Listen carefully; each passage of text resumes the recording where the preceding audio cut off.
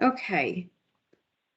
Well, good evening, everybody. So just to say again, you're coming in as muted attendees, and then I'm elevating you to participants, and that's when you can have access to your camera and mic. If there's somebody who needs access to the camera and mic who I have not granted access, please drop a chat in the chat function, and I'll promote you. Right now, I just see one person signed in as a guest. And this meeting is being recorded. So just to let you know, the recording will be posted on the webpage, on the county's webpage for this study at a later date. Thank you all for coming. And thank you for your patience with this process and the new platform. I appreciate it. I watched all the videos from the work group over the past year or so, and I noticed there were a lot of issues with the WebEx, and I've used WebEx, the WebEx platform, for other public meetings, and I found it glitchy, and I was hoping that Teams would be better. I'm hoping that you all find it better. We'll talk about it at the very end of the meeting, whether we should stick with Teams or go back to WebEx. But for now, let's get through this meeting. Let's see. Keith Gardner should be signed in as a participant.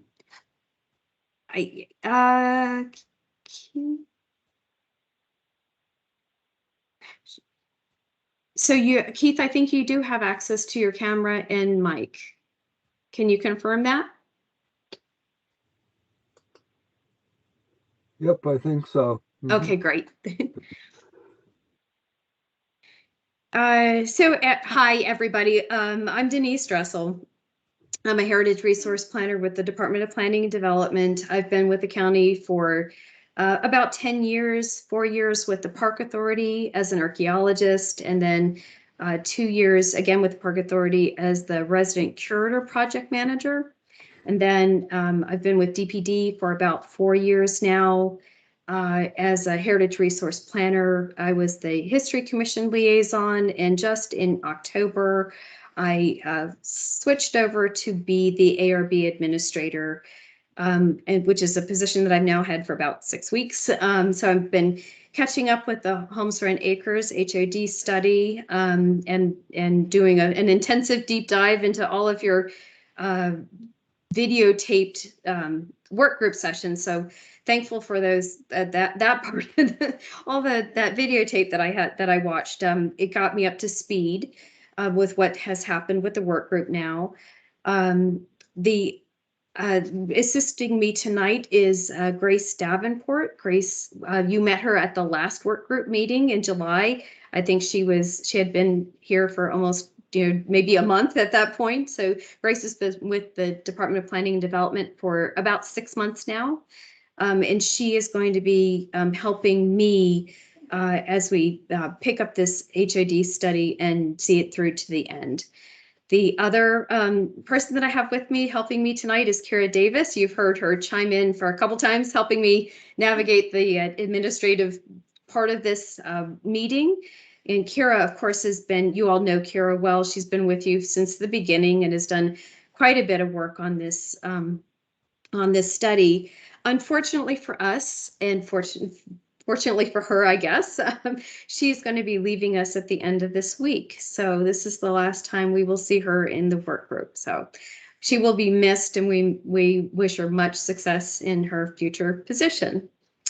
I'd also like to acknowledge that we do have Planning Commissioner,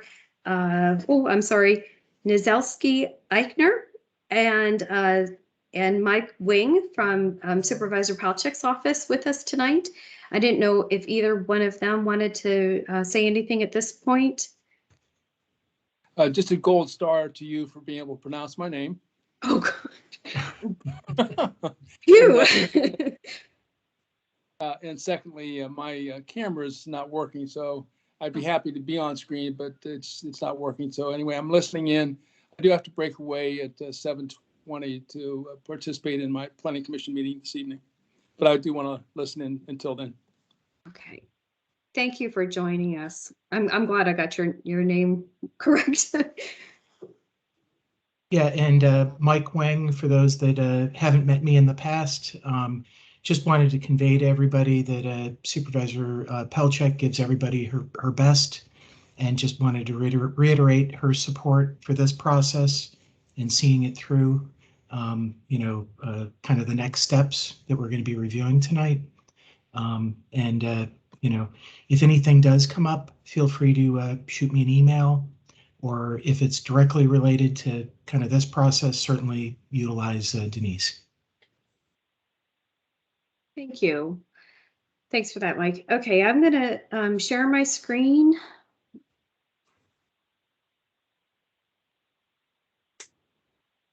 Oh, shoot. Excuse me just for a second. We'll get this going.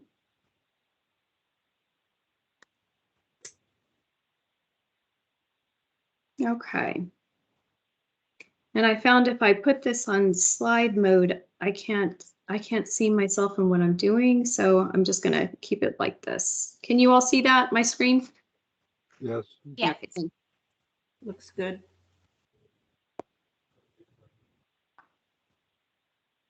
Oh, sorry. Okay, so for tonight, just welcome and introductions. We're going to give a brief update on where we've been and where we're heading, give you a timeline, get some work group input on some more properties, and then talk about our next meeting. So this is a big chunk of what we want to talk about tonight. In January 2020, as you all know, the board authorized a historic overlay district study for Holmes Run Acres. And before that, there was even a community meeting. The first community meeting was in November 2019. From September 2020 to February 2020, the work group began meeting to discuss character defining features and contributing and non-contributing properties. And there were 6 work group meetings in that time. In March of 2021 was the second community meeting where the concept of the design guidelines was introduced. And then May and July, there were 2 additional work group meetings held where the draft design guidelines were presented to the work group by the county's consultant, and the consultant took the work group members' feedback. Also in those meetings was a discussion about what additional restrictions might possibly go into the zoning ordinance versus what things were better suited for recommendations in the design guidelines. And that brings us just up to speed where we are today. I'd like to use this meeting as an opportunity to recap the study's progress and lay out a timeline for completion. And a little bit later, we'll discuss a few more properties to get your input on whether they should be considered contributing or non-contributing to the potential historic district. So moving forward, in December, Traceries will be back to present the work group with the revised design guidelines. You all should receive the revised draft in the last week of November. So not next week, but the week after Thanksgiving. And that should give you plenty of time to review for the next work group's meeting. Staff will also present the analysis of the front yard coverage for your consideration at that meeting. I'd like to mention here that there were 2 additional items that were requested for analysis. The first was an analysis of the existing building heights, and the second was an analysis of the existing roof pitches. And we're just not able to complete either of those analyses. It's just sort of beyond our capacity to do that. But we are working on the front yard coverage, though, and we'll be presenting those findings at the next meeting. In January and February, we'll be wrapping up the study of contributing and non-contributing properties with the work group's input and taking input from the work group on any further revisions to the design guidelines that are needed, as well as decisions about what might be might be added to the zoning ordinance and what is actually belongs in the design guidelines. So in March and April, we'll be completing that analysis and our findings on the current conditions, uses that are likely to have an adverse effect on the district, potential draft boundaries, and a map listing the contributing and non-contributing properties, the draft comprehensive plan language and zoning ordinance amendment, and the draft design guidelines, which we will bring to the community either late April or early May. We're planning on holding our third community meeting to present all of our findings and the design guidelines. And I understand that the community was interested in having a poll or a survey. And I think that at that point, after we've presented everything as a total package, that might be an appropriate place to put a pin in for a poll, if that's something that you'd like to do. And then towards the end of May, that's when the draft staff report will begin the internal review, and it's a revision process internally, which will end up with a board authorization for the Planning Commission and board public hearings date for September 28th and October 11th, respectively, if this all moves forward. So at that point, I'd like to pause for a minute and see if there are any questions.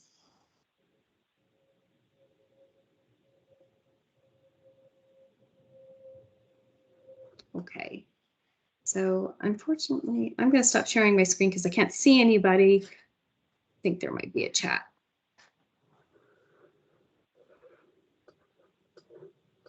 Edith, do you have your hand up? Thank you.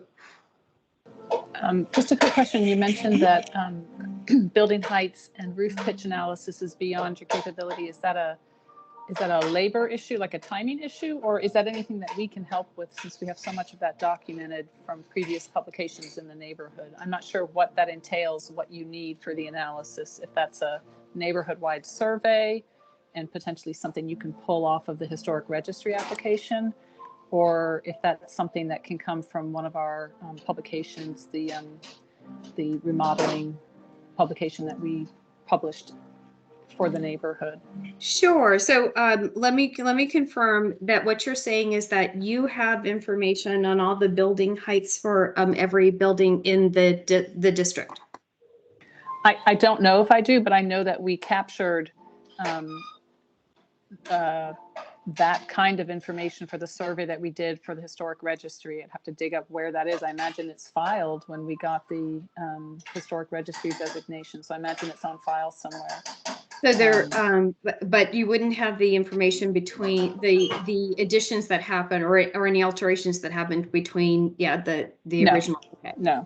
So that's what I'm asked. That's why I just wanted some clarification on what it was that you needed, and also how pertinent that is. I mean, it sounds like it's something that you would like to have. So what does it mean that we don't have that? Does it? So my understanding that it was a question from the community, that the community raised, that they were interested in doing an analysis of building heights to see if further building height restriction might be warranted for the zoning ordinance.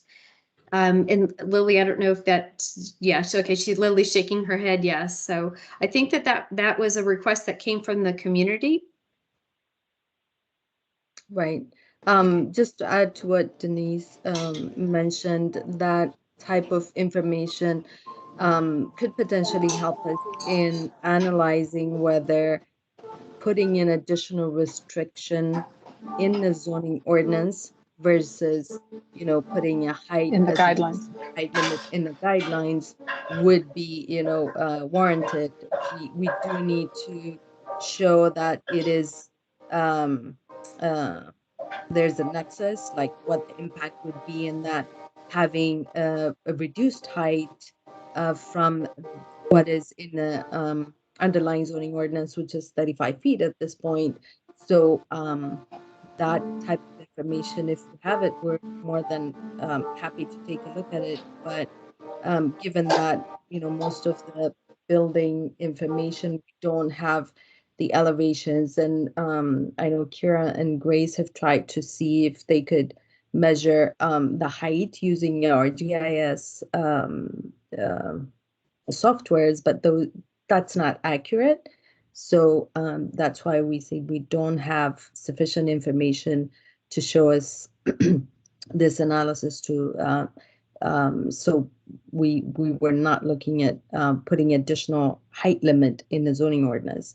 We feel that with also details, we feel like the design guidelines would be the appropriate location to be able to negotiate and see how the proposed, addition, for example, be more compatible with the immediate neighborhood and the community as a whole versus putting in a number, let's say if we say 20 feet, and then there's a topographical difference from one property to another on another side of the street, for example, that if we put a fixed number could potentially require either a variance or some type of discretionary review to exceed even by an inch or two.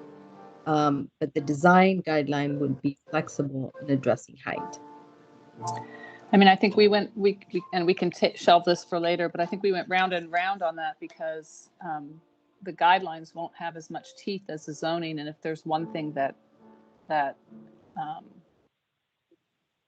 categorizes these houses more than possibly anything else, it is the modesty of scale. So the minute you allow normal underlying zoning building height to prevail, right there you've added almost an entire floor, if not an entire floor, to these houses, many of which don't have a basement. They come in at grade and are maybe a 4-inch or 6-inch step up from grade. So allowing the underlying zoning of 35 feet essentially takes a neighborhood of 1- and 2-story mid-century modern homes to the possibility of a 3-story structure, by right. And that just seems right there to undo pretty much everything else we're looking at.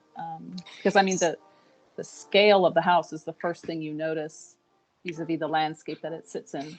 So we can talk about picture windows and everything else, but if that thing is already a third bigger than everything else in the neighborhood, that's pretty much already shot the effort. Yeah, and I think that's the analysis we would need to make if we have that information, like additional information that you have on the existing structures, and that could get us started on looking at it. At this point, what we have is the building permits, and what's some of them have the height, or they may on the building permit, especially the older ones, either they may have the height of the proposed building, or it may have the height of the maximum height allowed and the setbacks allowed. So that information, if you have it, and maybe you can share that with us, then we can start with that. We can take a look at that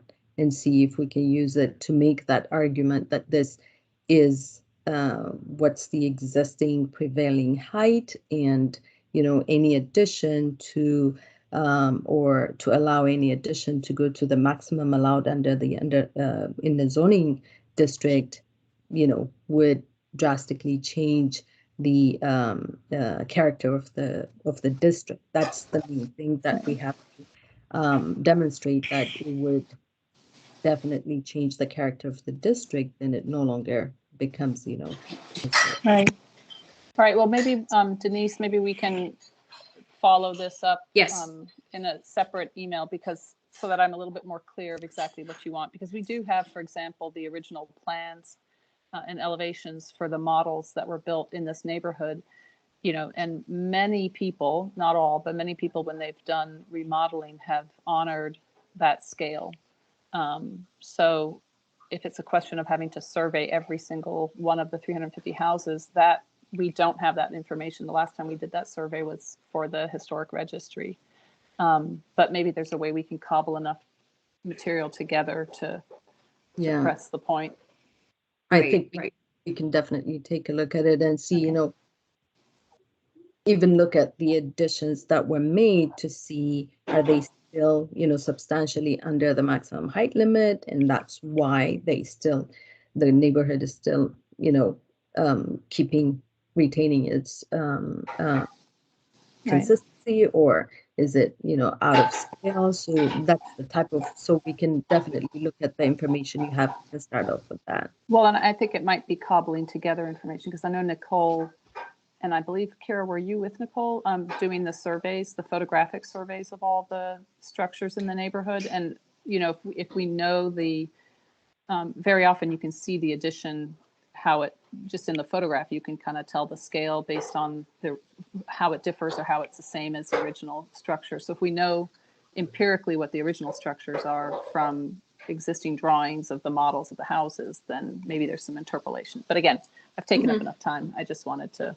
No, thank you very much for that information, Sure. Edith. And I do understand what you're saying. And if you have that original survey, that would be very helpful. I think. I do think that what Kira and perhaps Grace were doing was actually trying to take measurements with our GIS, with a GIS tool of the building heights, and it's just not possible for us to do that. So, but I do know what you're saying. So thank you, and we will follow up. And I think yeah, obviously yes. the same thing is true of the roof pitches, right? That's another immediate indicator of mid-century modern or not. Yeah, if you have that information, do we have was that information included in the National Register nominations? Well, again, pictures of the houses were included in the National Register, and then the pictures show that many of the houses remain unchanged, certainly in their roof pitches and mostly in their heights. From the original drawings of the original models of these homes. They're basically 3 models of homes in the neighborhood, and we have drawings, original architecture drawings of those. So those are all on our website. And, if you So haven't been to our website. I think the question, though, about the roof pitches, a roof pitch is not something that would go into the zoning ordinance. And the question was about the height, whether we put further restrictions on the height in the zoning ordinance. And I think that was the analysis that the community wanted done. And I do see that there might be a way, if you have some, if we do have some original information. The roof pitches, however, would definitely be in the design guidelines. And I believe that the consultant did put a range of roof pitches for consideration in the design guidelines. Yeah, no, I just bring it up because you mentioned it as one of the other items that was beyond your capability or something. So I just wanted to know if there's a way we could help out. For study. Yes, yeah. Yes. Sorry, at one of the last meetings, the community had asked us if we could do have a determination for the roof pitch for the calculation of it. Instead, they wanted more concrete evidence besides just low pitched slope roof. And so that's what we had tried to do the research on. But as Denise had mentioned prior, we were not able to do that through our online ArcGIS capabilities without going through and surveying all the properties again. And we only have access to your properties from the public right of way without verbal or written consent saying that we're allowed to be on your properties. And that would, in order to get like measurements of heights of like roof pitch and to do the calculations of those angles, like you would have to be on there. And we also just currently do not have the staff at the moment to be doing those surveys. Totally understand. Like I said, I'll get with Denise separately. Yeah. I think there's a way we can get this information. Okay, so I saw 2 other people. I know Elise has had her hand up. Elise, can you unmute yourself?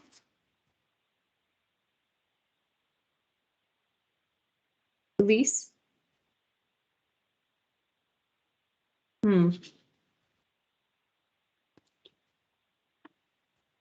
Can you put I something? can go ahead and unmute her if you would like, Denise. Oh, Denise, can you Yes, hear me she's now? yes, unmuted. yes. I'm hearing a lot of background noise. It sounds like somebody might be working in their kitchen. And would you please ask people to mute when they're not speaking? Sure. Could everybody please mute if you're not speaking right now? Thank you, Elise. Okay. And David Hatchman has Yes, his hand raised as yes. well. Thank you. Hi, I didn't want to derail the discussion about height limitations, Mhm. but I did want to point out, in case you aren't already aware, that May is our neighborhood's annual community meeting. So we would definitely welcome you speaking at that meeting, but we recognize it's probably necessary to have a second meeting in addition to your presence at the annual community meeting. Great. Thank you for pointing that out. Okay. Elise, did you have anything else, or is your okay? Your hand is still raised. Okay. All right. Did anybody else have anything else?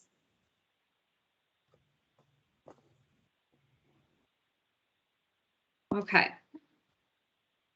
Well, thank you for that feedback. I do appreciate your input. And I think that the timing of the May community meeting might work really well. All right, I'm going to go back to sharing my screen.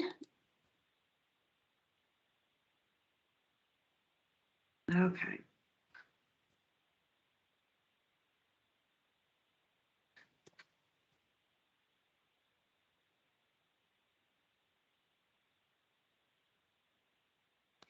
Okay, so this is review for all of you, but since we haven't met, or you all haven't met since July, I thought we'd just go over some of the character defining features that came out of the National Register nomination, and to put it into context with the Architectural Review Board. So when reviewing exterior projects requiring building permits in an existing historic overlay district, the Architectural Review Board will use guidelines for new construction, exterior alterations of existing buildings, structures, and sites, and for the installation of new utility facilities located within a historic overlay district. And these guidelines are based on the Secretary of the Interior standards for the treatment of historic properties. These standards are written into the zoning ordinance that regulates all historic overlay districts. And the standards embody two important primary goals. One is the preservation of historic materials, and the other is the preservation of the building's distinguishing characteristics. So, and of course, character refers to all those visual aspects and physical features that comprise the appearance of every historic building. Character defining features or elements include overall shape of the building, its materials, craftsmanship, decorative details, as well as various aspects of site and environment. And the work group has been helping staff to identify those features or elements that give the district and buildings within the district its visual character, and that should be taken into account by the ARB in order to preserve them to the maximum extent possible. And here is a list of character defining features that staff identified in the National Register for the Holmes Run Acre Historic District. One is the curvilinear road layout, no sidewalks or street lights, the siting of the dwellings on the landscape, maximum indoor and outdoor relationship and privacy, varied sightings on the lots, modern architectural design with post and beam construction. The dwellings lend themselves easily to additions. They're 1 or 2 stories high. The minimum ornamentation, they have, for instance, square posts for the porches, windows and prolific use of glass facade on the facade. The windows are wood or fixed glass. The materials used are wood, brick veneer, the poured pebble asphalt roofs, the roof shape, which was low sloped gable or shed roofs with wide eave overhangs and large brick chimneys. Oh, here are the some of the character defining features that the work group has been talking about. That these are using these characteristics. We'll be discussing a few more properties. So landscape, you all recognize that you want a green space and no xeriscaping. You'd like to see the existing sidewalks and street lights removed. The houses are oriented for privacy on the lots. There's a mid-century modern style is important. The height and massing are also important. Modest scale is identified as being important. Wood and siding and not vinyl. Low sloped roofs. No attics, cathedral ceilings and beams. Although you've identified roof problems and maintenance issues. The large eaves have also been discussed, and the large picture windows. So, and with that, I'm just going to start talking about a few examples for consideration for contributing or non-contributing to the district. But I'm going to pop back real quick to make sure that we don't have any further hands up. Great.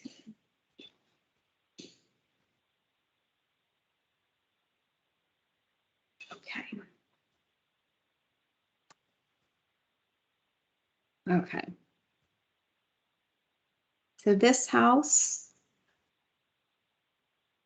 is at 3323 Holly Court. It started off as a Luria, 2-story. No garage or carport, was built into the natural slope. The dwelling has a 1-story addition constructed in 2013. It was built along the southwest corner of the structure. The addition pushed out from the original structure and has a shed roof rather than gable like the original. The addition either blocks the chimney or it's been removed. And there was a previous addition that it looks like this newer addition replaced. And here are, I think there's one more photo of it. So Grace is going to be taking notes for us on the work group's thoughts about this building.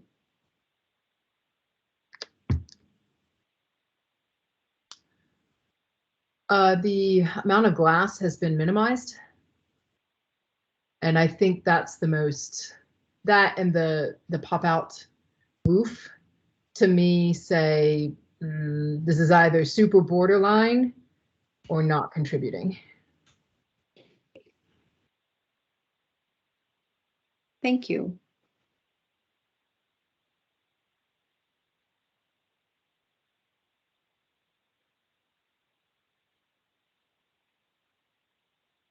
Does anybody else have any thoughts? This is Keith Gardner. It's too bad they used horizontal siding instead of vertical siding. I mean, we have plenty of homes in the neighborhood that have both horizontal siding or vertical siding. I know, but we did talk at one point about how vertical siding was the preferred siding. I'm just trying to think of the things that would cause me to say, yes, it's contributing. Ooh. So I'm going to chime in here with my architect's hat on. I think actually just a small correction. This was an original, pretty much untouched, that's oiled wood siding, the horizontal siding there, before the addition came along. So there wasn't a previous addition to my knowledge. This was the gentleman known as Walking Man, who used to walk around the neighborhood a lot.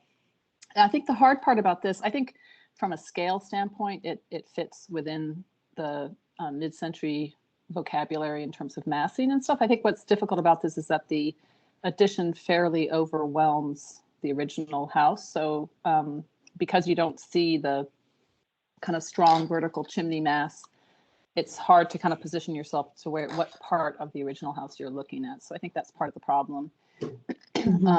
I think also the steps up to the front door are a little bit different than what we're used to, and the windows are just a little bit different. They're definitely in the modern vocabulary, not traditional, but they veer off a little bit from mid-century. So I think that's part of what makes it difficult. But I mean, I think that the overhang, if they had actually run the overhang a little bit longer instead of clipped it at the return walls, I think that would have helped.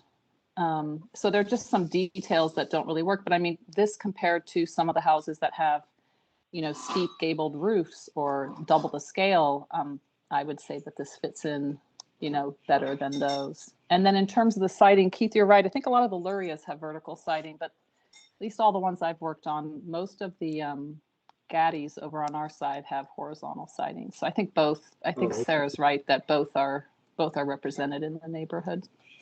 I would vote on this just barely squeaking in as contributing. I think I would too, because for me, it's really about the massing and the scale. Yep. Oh, I would vote strong.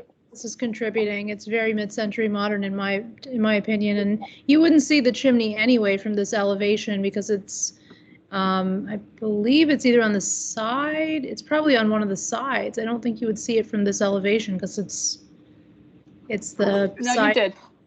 Yeah. When it was original, you did, because it has to stick up above the roof line 4 feet. So yeah, you would see it originally. The reason you don't see it now is because the shed roof is ascending towards the street. So it's clipping your perspective. Okay. Forgive me, I feel we discussed this house already. What street is this? Holly Court. Holly I Court. bought this house from my house, so I know it very well. Okay, and I thought someone in arguing for non-contributing had mentioned that some of the original windows may have been covered up with paneling. Is that true, or I haven't seen what the house used to look like? I mean, this is a 2-story Luria side elevation that you would see. I think the wall of windows wouldn't have been on this side anyway. It's on the back, but I also wasn't here before this was redone, so I don't know what it originally looked like. But this one was done by Michael Cook, and I think it was like 2015 or so it was done. Yeah, I mean, I think, again, a couple of things deviate from a Homes for an Acres mid-century modern home, and that is the floating house. It's up on helical piers instead of a foundation that actually grabs the ground. A little bit of a different step and stair to the front entrance. The whole front entrance surround obviously is very different. But I think the flat panels under the windows, I think I think that's fine that you see that, you see that around. But I do think it would have. I think we might not be having this conversation if the overhang had actually run from the addition in this picture to the left towards the original house. I think it would have looked a little less office building, a little bit more like the original homes. But it still keeps a shallow pitch. It still keeps the scale pretty modest. So I'm inclined to consider it contributing.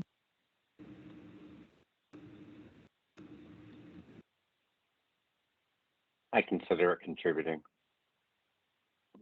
It's a design sort of issue that I think it's really contributing. Okay. Anybody else? And I'm sorry, if I share my screen, I can't see anybody. I just have you as a small group. So if Grace or Kira, if you could just let me know if anybody's raised their hand, or certainly chime in. I'll watch the chat and people raising their hands. Thank you very much. We still have David Hatchman as well.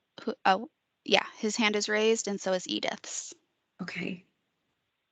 Well, David's went away, and now so did Edith's. Okay. Thank you. Okay.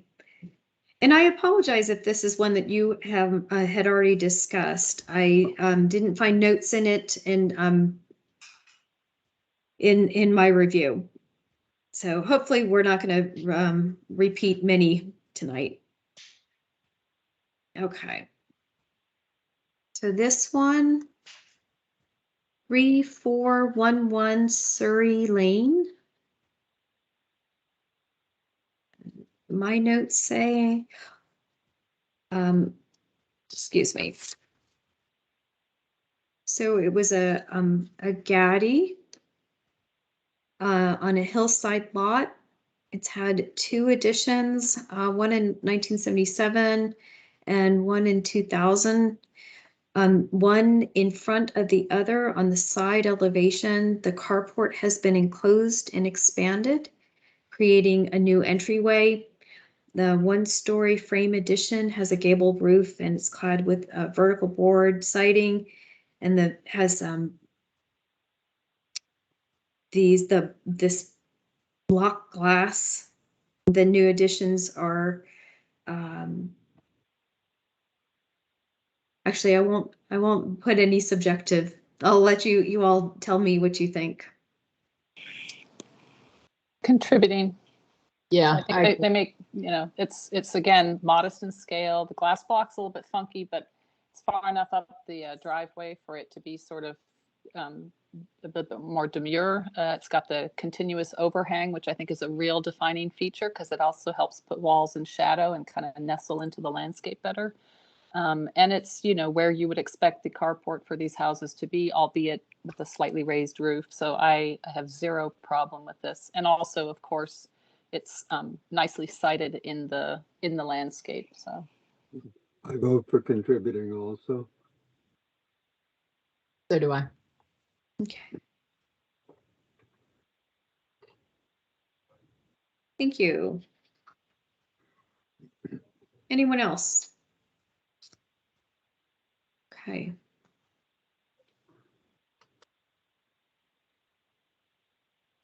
Here's just the second picture of it. Okay. Gallows Road.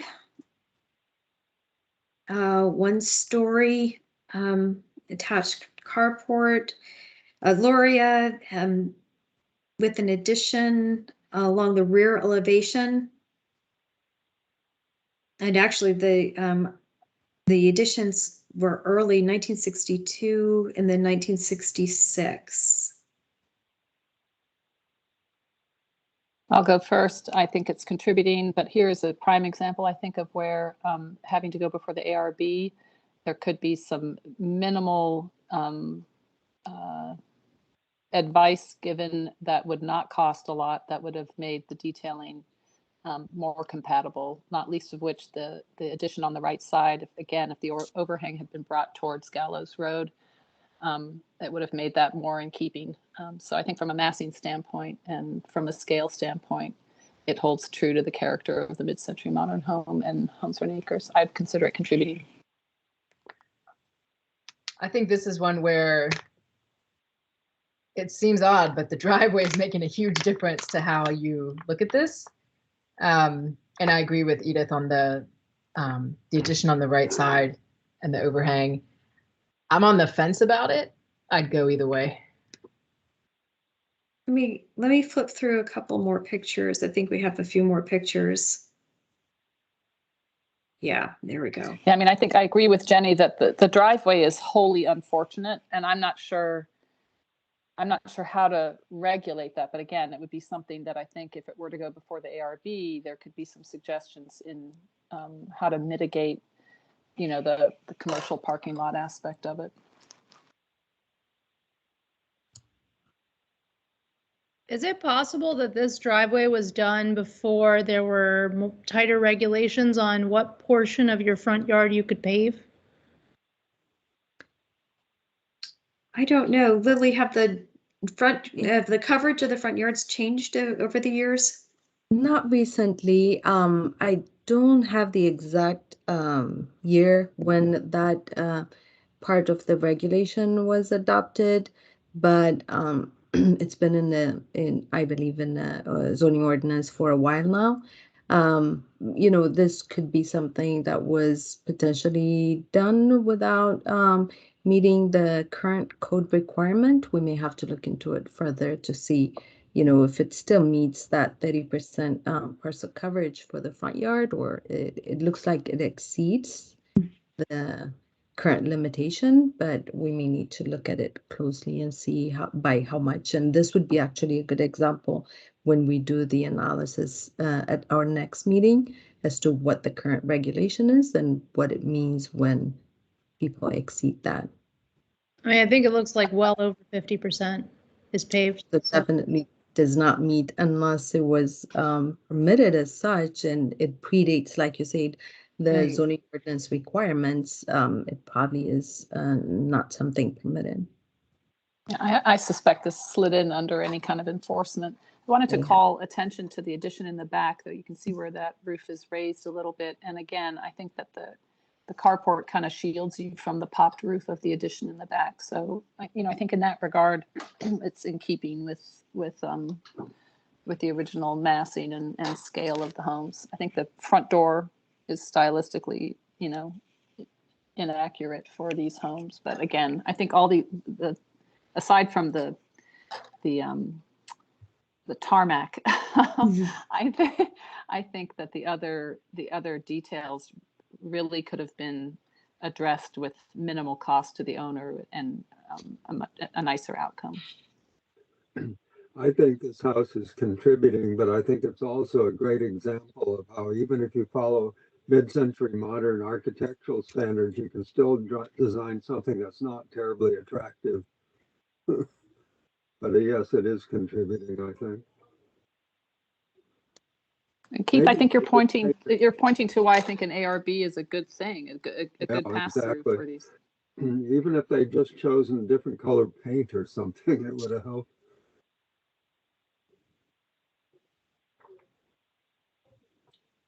Okay. Any more discussion? Kira, can you let me know if there's a hand raised? Currently, there is no hand raised at this time. Thank you. Move. No additional comments in the comment section. Thank you so much. Okay, moving on to a neighboring house. Gallows Road. I'm just going to flip through and see if there's another picture or two. Yeah. Oh, no, we're going to go back. Let me go back. Okay. So this is 3419 Gallows Road. Started off as a one-story Loria with an attached carport. There's a 1980 addition on the side elevation behind the carport, which was subsumed by a 1992 addition behind the carport and the rear elevation. I do have the building permits for this if you all are interested. But we can start the discussion. Yeah. I'll go first again. I think again, it retains the massing, it retains the scale. Yes, it's very different to have a bright stuccoed wall around the compound, and it's different to have veneered the chimney mast with stone. The posts are thicker than what we're used to seeing in our carports, but again, they've kept the slope analogous to what the original homes have. They've kept the scale in the right, in the right proportion, and so I full on think this is contributing. I think this is an example of, it's tidy, it's minimal, and I think this is an example of how we want to keep some flexibility, but it's more and more as we go through these, I think it's really about the massing and the scale more than anything. I agree that this one is contributing. I do think we have another 50% paving job though. Are there any design guidelines about fences? Is that something that we could regulate? Because one thing that strikes me, I mean, the house, I agree with what's already been said, but the fence is opaque, and so it really limits your ability to see any greenery behind it. and it's white. It's like a bright white, so it really stands out. I do think that that has an impact on that garden setting type vibe that we're going for. Right. Yeah, I agree with that too. I think what the reason for me it's forgivable is that it's on Gallows Road.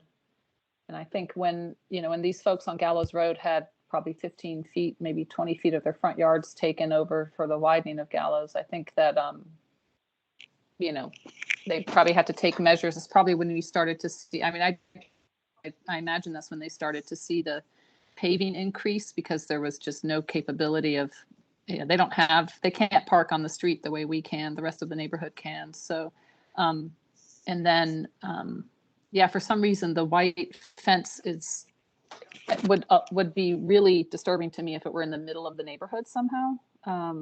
So that's a very subjective comment. I realize that. Excuse me, Edith, are those sound barriers? Is that why they're putting those fences up? Like No, because those fences are towards the interior, right? So we're standing on Gallows. So if you wanted a sound barrier, you put it on Gallows. And he does have a short wall along Gallows. Yeah, that's what I thought. So that yeah. would, but there's no regulation of something like that other than county restrictions on height at this point. Correct. Yeah, the county restrictions of I think 5 feet or so, and there are some 6 feet. There are some fences. Is it 6 feet? There are some fences in the neighborhood that that exceed that, but most of those are grandfathered in. People who have them, they bought the house like that. So, but yeah, I mean, I agree with Sarah that this is one part that's really out of character with most of the homes.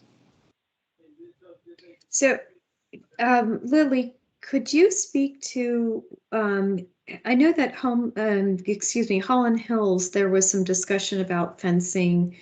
And I believe that, actually, I just don't know where it ended up. Could you speak to that about the fencing discussion? Thank you. Sure. So the Holland Hills community also had concerns about fences between property lines and in the front as well. And they did want to look at what can be added in the zoning ordinance. The zoning ordinance currently allows up to 4 feet in height in the front yard. And then in the side and rear, it can go up to 7 feet actually. So the concern was that can we prohibit fences altogether, or should it be something that is included in the design guidelines again, and something that the ARB will work with individual homeowners to ensure that something like this does not happen.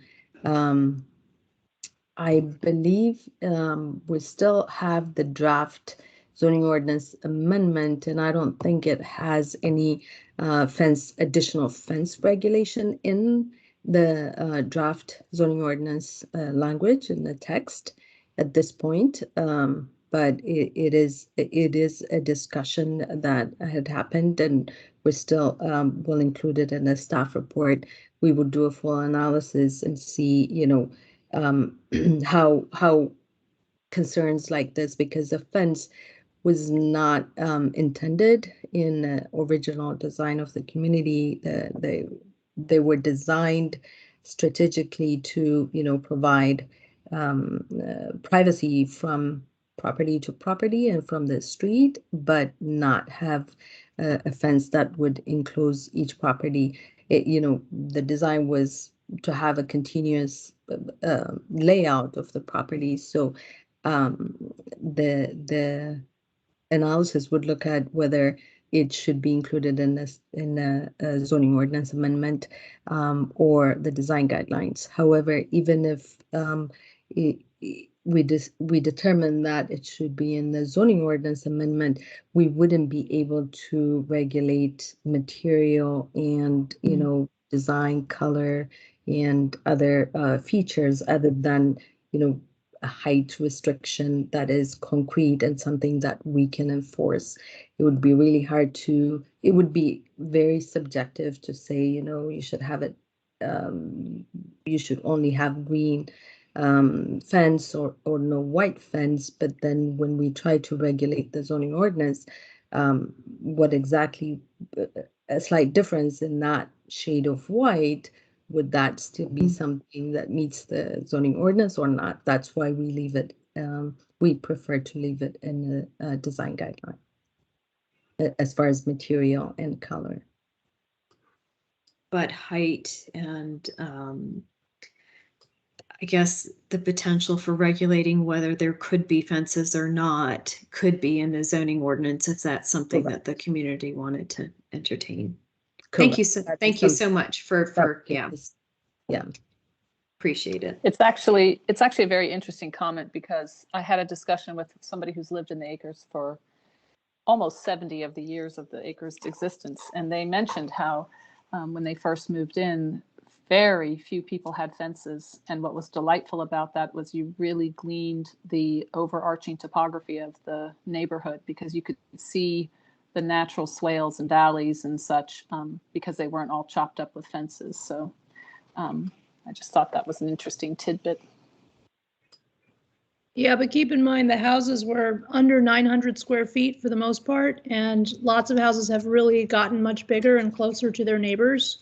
So for a practical reason, you know, I really do understand why people need their fences. I just think that there's a big difference between a concrete wall or a solid white wall and like a wooden, airy looking fence that has some space or some air between the planks so that you can kind of see the greenery that's behind.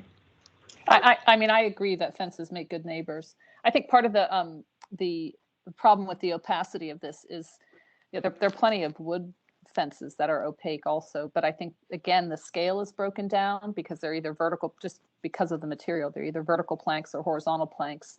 And whether or not there's a gap with them, the material is usually more in keeping with the bark of a tree or something like that. So it's just not as jarring, it's not as defining as something that's bright white and, you know, monolithic. So. Okay. Thank you for that discussion.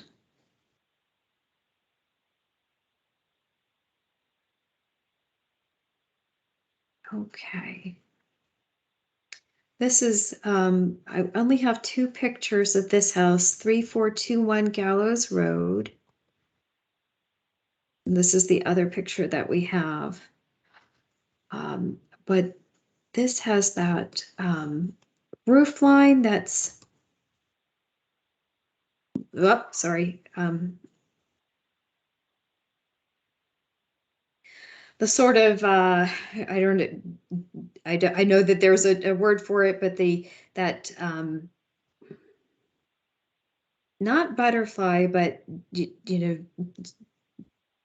multiple, I don't know, it's not undulating. It's zigzag. There we go. That's a good word for it. Thank you. So it was a one-story Loria. Started off in this is the description that I have. Enclosed carport. It has two additions. One addition extends the roof line of the enclosed carport. The second addition is a garage with a shed roof. Both additions are 1 story in height and set on concrete foundations. The frame additions are clad in vinyl siding.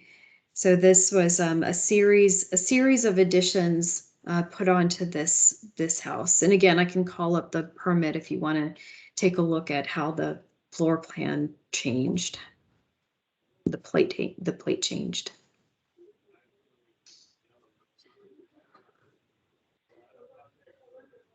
This house to me is clearly non-contributing, all the way from the vinyl outside to the zigzag roofs. And the only thing that really faces the street clearly is the garage, as far as I can tell. I agree with that. I would never recognize this as being in Holmes Run. Same.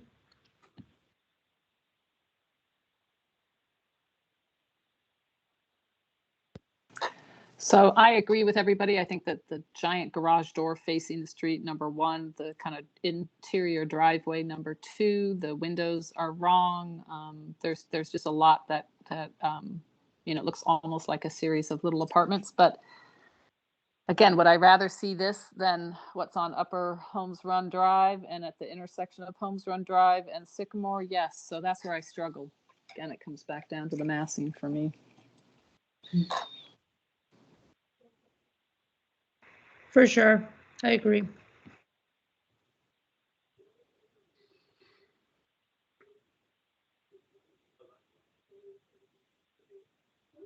Okay.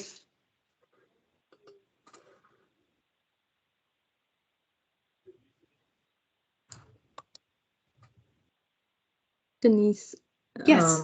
Oh, this is Lily. yeah. Before we move on to the next one, I Mhm. just wanted to mention about the fence, something I felt to mention to the group.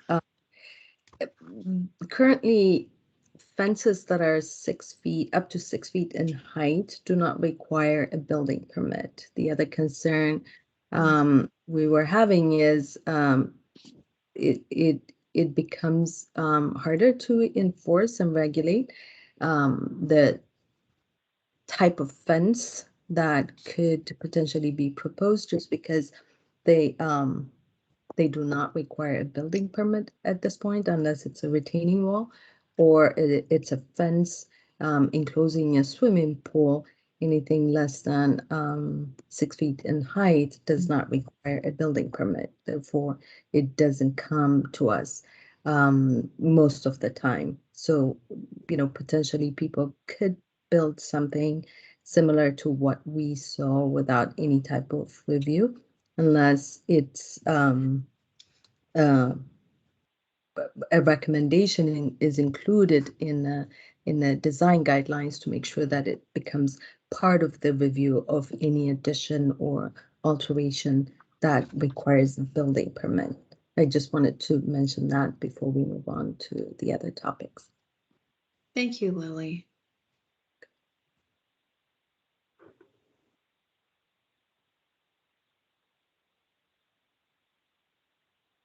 So I'm trying to determine whether this is taller than 6 feet. It's hard for me to tell. It might be, especially the one in the back, Yeah, but yeah, this line. without looking up a permit, I tried to see if there was a permit or not for the property. So, I can tell you the ones in the front are definitely not 6 feet, because the one Yeah, yeah. there's got it, and I don't It's think the this one. intermediate step down is 6 feet either, but I agree with Lily that back one might be surpassing 6 feet. yeah. So it's hard to tell whether this would come to the architectural review board or not. Right, unless it's part of the overall alterations proposed to the structure itself. Right, yeah. Okay. Thank you, Lily. Okay. So this one, 3442 Joan Court. So this was a gaddy built into the natural slope of the land. Carport has been enclosed. Interior garage has been enclosed with weatherboard and now has a fixed plate glass window, horizontal siding on second floor, brick veneer on first floor, second story addition on the northeast elevation, the front overhang, first story. The overhang is supported by brick columns, shed roof. The roof on the addition creates a butterfly roof section with a gable roof, and there's an interior chimney, and I'll show you that. So there was a 6-foot addition put on the front of the house in 2005. So here's this little butterfly effect here.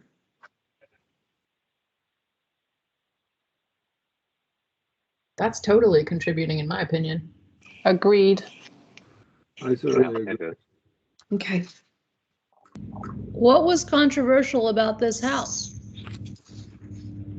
I In the next batch, I'll be doing the analysis. I just picked the ones that were highlighted for me to do next. So I'm sorry I don't. Denise, I can answer that for you. Oh, good. Thank you. Thanks, Kira. Our question was the fact that there is a floating addition on the front. Our question really was for how did you guys feel about that? Because there is I think it's at least 6 feet overhang, and it's supported, so it kind of creates like a walkway underneath that first story addition. It's a little hard to see in the images to get that depth and such, but we were more so curious because then you're creating, for most everything, it goes from floor to, from the ground to the ceiling. There's no like, it kind of creates like an alcove in a sense across the front of the building, and that's not very Homes Run Acres. So that was really our main that's question. That floating addition, that is the back of my house in its original form. My deck floats across there. That area underneath there is there. I think the only thing they did was add some bricking around a column there, but no, that is the back side of my house. So Exactly I know this house pretty intimately. So the addition is a full-on butterfly, so it's like it's an inverted half of one of our gable roofs, if you will, and that means that the picture windows are taller. There still are sliders down below, but obviously the picture window is taller. I've spoken with the contractor on this.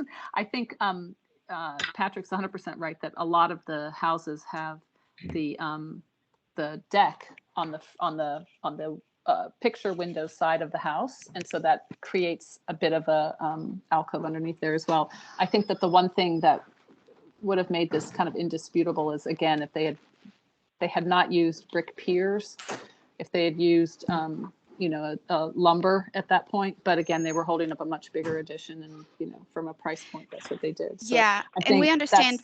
Yeah. Sorry. No, I was just we understood sorry. No, go ahead. We understood like about the decks and such, but it's because like that quote unquote kind of like, it's hard to like describe virtually, but such that like it appears that like that top deck portion is all enclosed. Right, sure. It's very different. It is different than what Patrick's got on the back of his house, but I think it would have blended. I think again, this benefits from the fact there's so much landscape around it, and certainly. Yes. The columns are really, so much of the addition is the glass picture windows with the sliders below, which is completely in keeping with the large overhang, which is completely in keeping with the home. So really, it's really when you kind of see it at a couple of different angles and you get the brick piers, which are complete anomaly from anything in Homes Run, that and sort of the white painted underside. I think that's when you really notice it, but the landscape does a lot to deflect that. And again, I think that potentially could have benefited from an ARB review where somebody might have said, I think this is all copacetic, but you might want to, certainly for the intermediary piers, not the end pier, because we do have that vocabulary in the Gaddy models where you have a brick wall down at the lower level front corner bedroom. But those freestanding piers, if those had been lumber instead of brick, I think your eye really would have thought this is just a deck, and it would have taken you a while to focus on that. Thank you.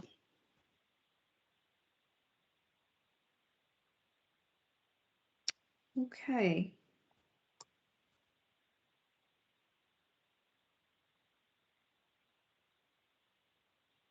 Okay. Well, that's it.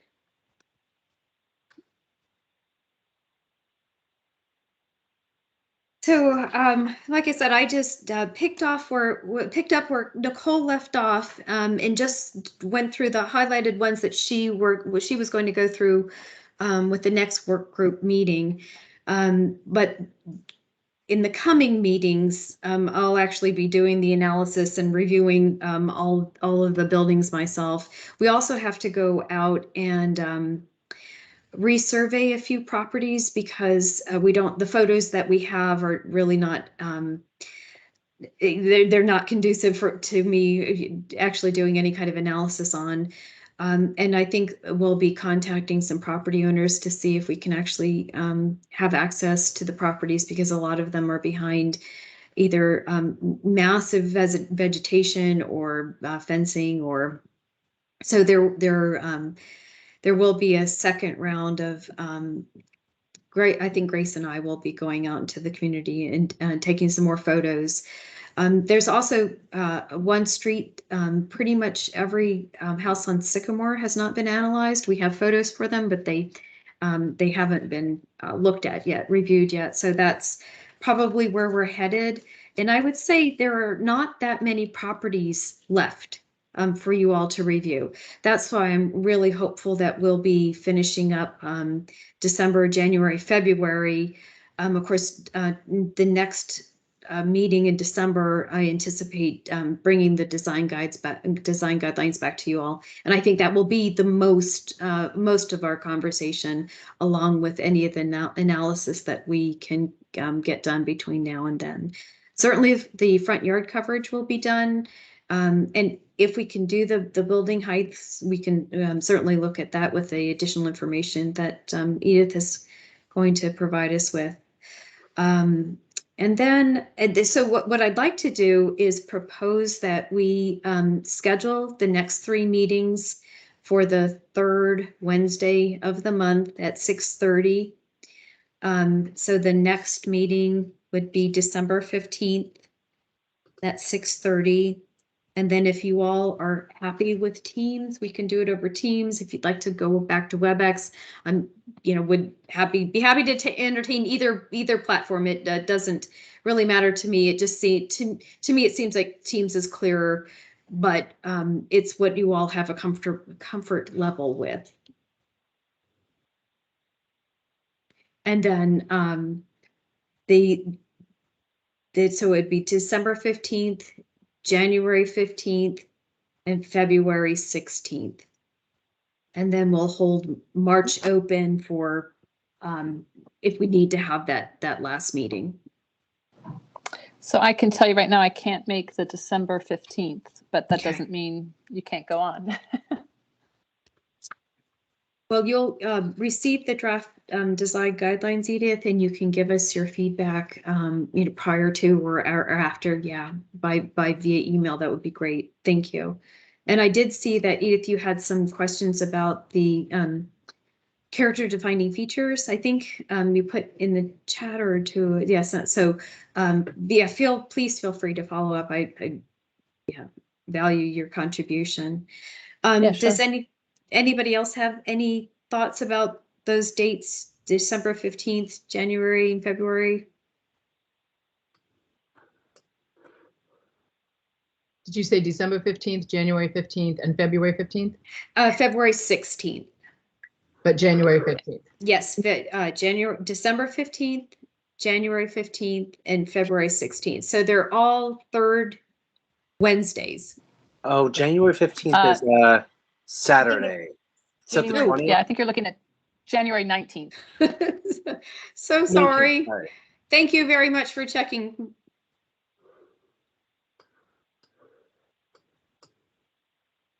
Okay, so I'm going to confirm December 15th, January 19th. Thank you. And February, I had the February date, right? February 16th. And that way we'll we'll get it on our calendars. We'll know that it's coming. And then hold that March date just in case we need it. Okay. And can I get a vote on WebEx or Teams? Anybody have any feelings, any preference over which one? It absolutely doesn't matter to me. Okay, great. Yeah, I think they both work fine. Great. Wonderful.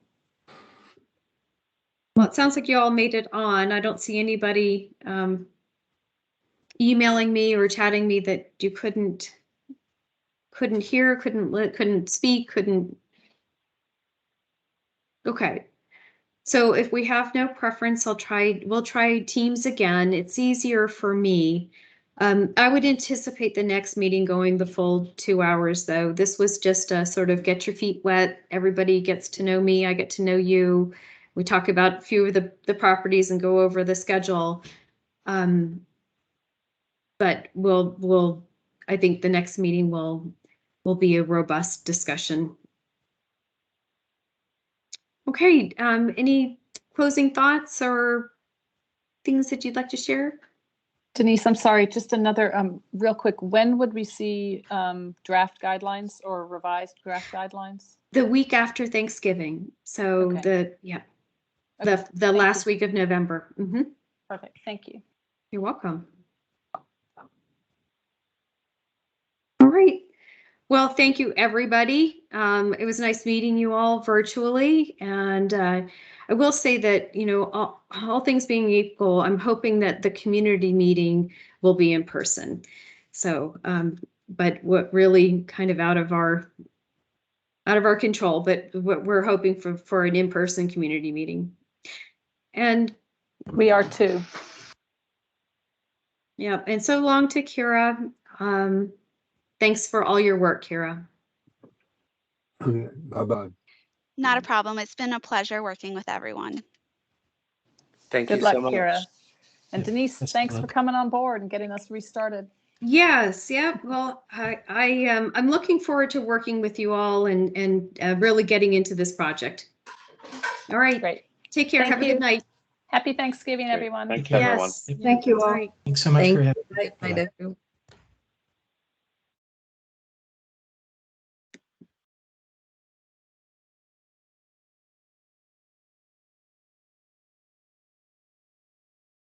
Okay. Well, good night. Thanks, Lily. Take care. Good night, everyone.